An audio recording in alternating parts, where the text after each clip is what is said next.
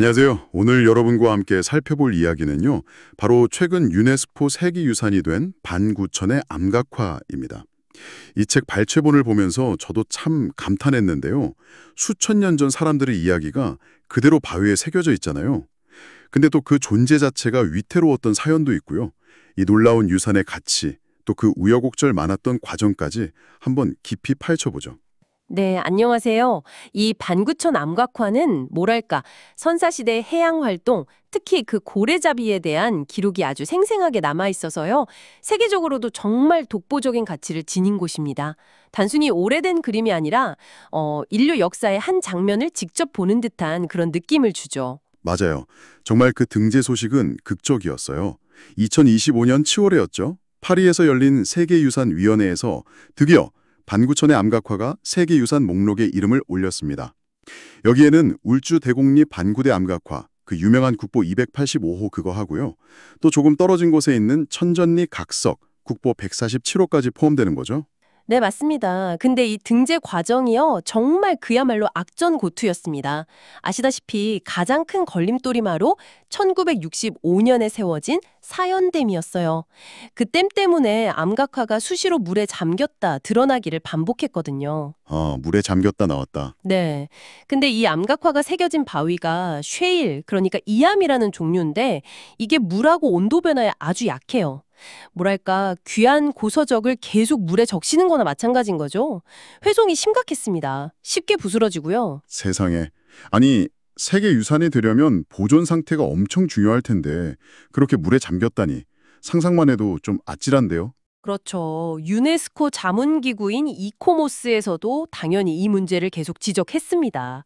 그리고 유네스코 등재라는 게 한 번 거부되면 사실상 재신청이 거의 불가능한 그 일사부재리 원칙 같은 게 있거든요. 그래서 이 보존 문제가 해결되지 않으면 아예 신청조차 어려웠던 상황이었죠. 정말이 절박했겠네요. 네. 그래서 결국 2030년 완공을 목표로 해서요. 사란댐에 수문을 설치해서 물높이를 조절하겠다.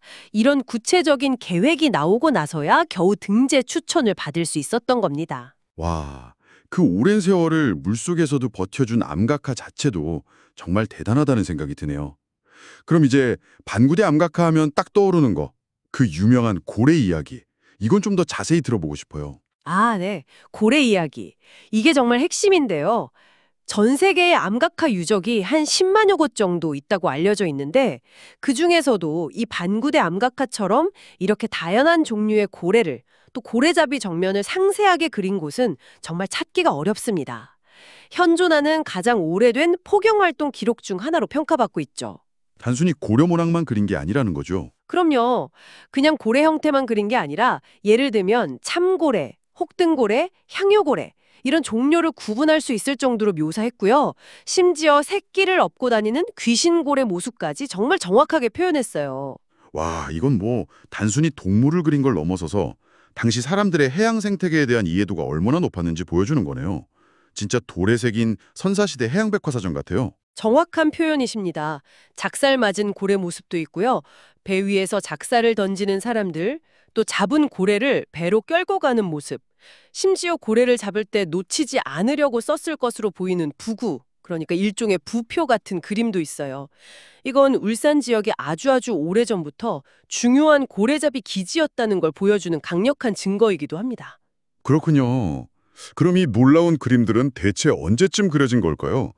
이게 신석기 시대냐 청동기 시대냐 좀 논란이 있었다고 들었는데요. 네, 그 연대 논쟁이 꽤 오래 있었죠. 근데 최근 연구들은 신석기 시대의 가능성에 좀 더 무게를 싣고 있습니다. 예를 들어서 근처 부산 동삼동 조개무지 유적에서 고래뼈랑 같이 흑요석이라는 돌이 발견됐거든요. 근데 이 흑요석이 일본 규슈에서 온 거예요.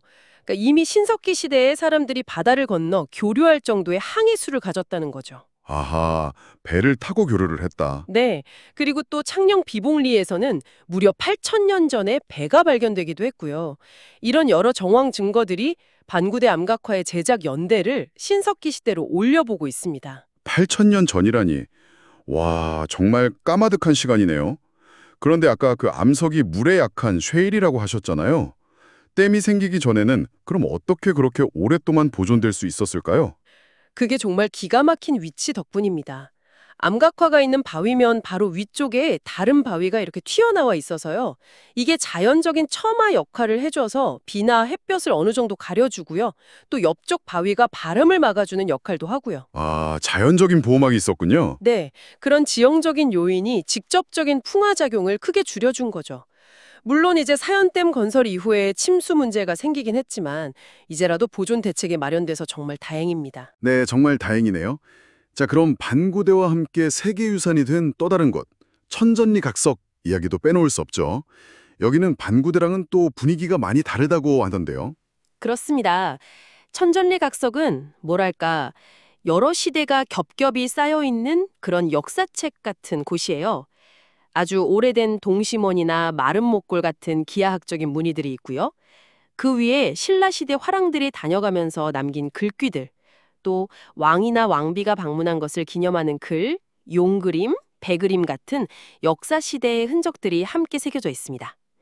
명문만 해도 한 800자가 넘어요. 와, 선사시대 그림 위에 역사시대 글씨가 같이 있다니.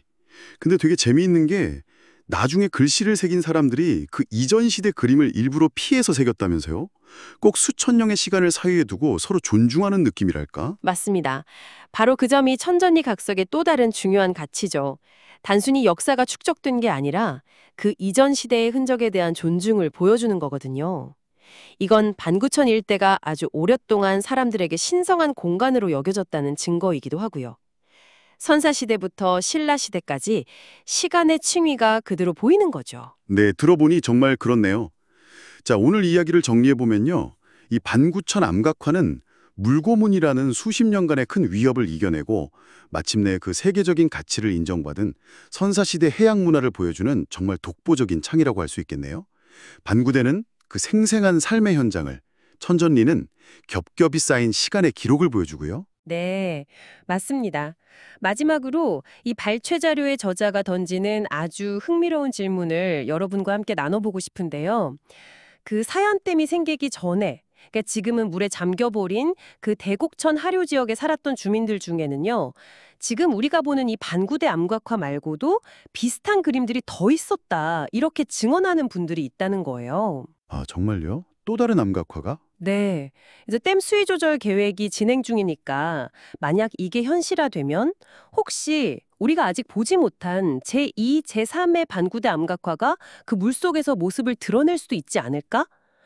과거의 발견을 넘어서 미래에 또 어떤 놀라운 이야기가 이 반구천에서 우리를 기다리고 있을지 한번 상상해보는 것만으로도 정말 가슴 뛰는 일 아닐까요?